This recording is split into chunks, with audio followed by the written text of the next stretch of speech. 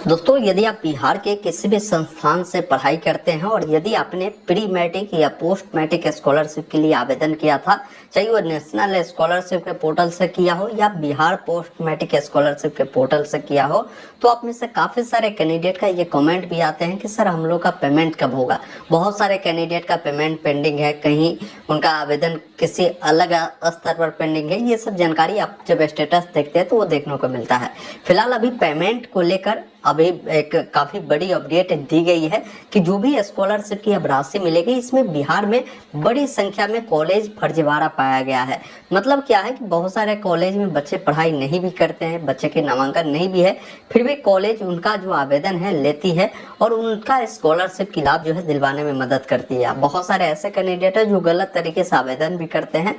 तो इन सब चीज़ों को लेकर अभी अपडेट आई है कि ये राशि क्यों अब की रोकी गई है, किस जिले में फर्जीवाड़ा कितने कॉलेज ने किया है, इसका भी लिस्ट आ चुका है। मैं इस वीडियो में आपको पूरी जानकारी बताऊंगा, आपको बस इस वीडियो को अंत तक देखना है।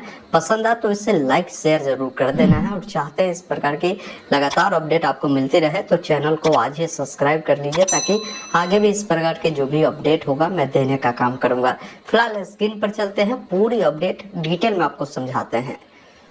दोस्तों, अभी आप देख पा रहे होंगे हमारे सामने एक पेपर कटिंग है। इसके माध्यम से इस स्कॉलरशिप के बारे में पूरी अपडेट इन्होंने दिया है, जिसमें बताया है कि सूबे के 42 संस्थान छात्रवृत्ति फर्जीवाड़े में फंसे हैं। अब इसमें किस जिले में कितने संस्थान हैं उसके बारे में जानकारी दी है और मैटर क्या है वो समझ लीजिए। यहाँ पर बताया गया कि सूबे के 42 शिक्षण संस्थान सूची में है। यहाँ छात्रवृत्ति फर्जीवाड़े की जांच होगी। केंद्र सरकार के जनजातीय कार्य मंत्रालय ने जांच का जो आदेश है वो दिया है। प्री मैट्रिक व पोस्ट मैट्रिक छात्रवृत्ति योजना की समीक्षा में गड़बड़ी सामने आई है। समीक्षा जो बैठक हुई थी वो करीब 29 जुलाई 2024 को हुई थी। इसमें देखिए इन्होंने बताया है जो ये कुछ संस्थान है उसमें फर्जीवाड़ा हुआ है। ये प्री मैट्रिक पोस्ट मैट्रिक, जैसा कि आप जानते हैं बिहार में सिर्फ पोस्ट मैट्रिक चलाई जाती है, प्री मैट्रिक जो है नेशनल स्कॉलरशिप पोर्टल पर चलाई जाती है। तो ये जो बात कही जा रही है एनएसपी के पोर्टल के बारे में भी बताई जा रही है और बहुत सारे कैंडिडेट ये बिहार पोस्ट मैट्रिक अप्लाई किए हैं उसके बारे में भी है। तो ये दोनों पोर्टल से जो आवेदन किए हैं उसको लेकर यहाँ पर अपडेट दिए गए, क्योंकि यहाँ पर जांच को लेकर जो आदेश दिया है वो केंद्र सरकार दिया है और पोस्ट मैट्रिक स्कॉलरशिप कौन सा है वो राज्य सरकार की योजना है। तो ये भी ध्यान रखिएगा, ज्यादा फोकस यहाँ पर एनएसपी स्कॉलरशिप को लेकर इन्होंने किया है।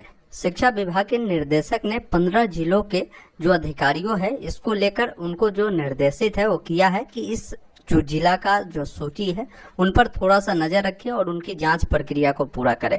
बाकी यहाँ पर जिला का कुछ नाम बताया गया, जैसे बेगूसराय के एक कॉलेज है, वही बात करें भागलपुर के 3 कॉलेज है, दरभंगा के 2 है, गया के 2 है, कटिहार के 12 है, किशनगंज के 3 है, सुपौल के 1 है, मधुबनी के 2 है, मुजफ्फरपुर के 5 है, नालंदा का 1 है, पटना का 1 है, पूर्णिया का 2 है, सीतामढ़ी के 7 संस्थान संदिग्ध सूची में जो है ये शामिल किए गए हैं, मतलब फर्जीवाड़ा वाला सूची में शामिल किए गए हैं। देश के विभिन्न राज्यों में 830 संदिग्ध संस्थानों की भी जांच कराई जा रही है। मतलब क्या है कि बिहार में ये संस्थान है, बिहार के अलावा 830 ऐसे संस्थान है उसकी भी जांच चल रही है। तो पूरी ये जो नोटिफिकेशन है एनएसपी को लेकर ये ज्यादा बताई जा रही है, क्योंकि पोस्ट मैट्रिक सिर्फ अपने बिहार में ही चलता है, बिहार के अलावा में भी बहुत सारे संस्थान में ये फर्जीवाड़ा चल रहे हैं।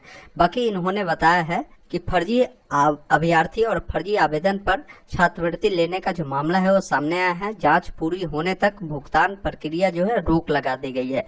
तो इसकी प्रक्रिया एक तरह से समझिए कि अप्रोक्स 30 दिनों तक चल सकता है, या हो सकता है इसको और भी बढ़ा जाए तो 45 दिनों तक चल सकता है।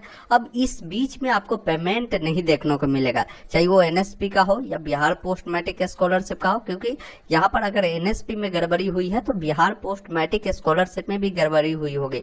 और शिक्षा विभाग को निर्देश दिया है, तो ये बिहार सरकार के जो शिक्षा विभाग है उनको निर्देश मिला है कि आप इस चीजों को थोड़ा सा देखिए कि कहाँ क्या गड़बड़ी हो रही। तो दोनों स्कॉलरशिप का पेमेंट अभी कुछ दिनों तक आपको नहीं देखने को मिलेगा। इसके अलावा यहाँ पर बताया गया कि मंत्रालय ने 830 संस्थानों की सूची साझा की है जो या तो फर्जी है या गैर परिचालन या छात्रवृत्ति के फर्जी मामलों वाले पाए गए थे।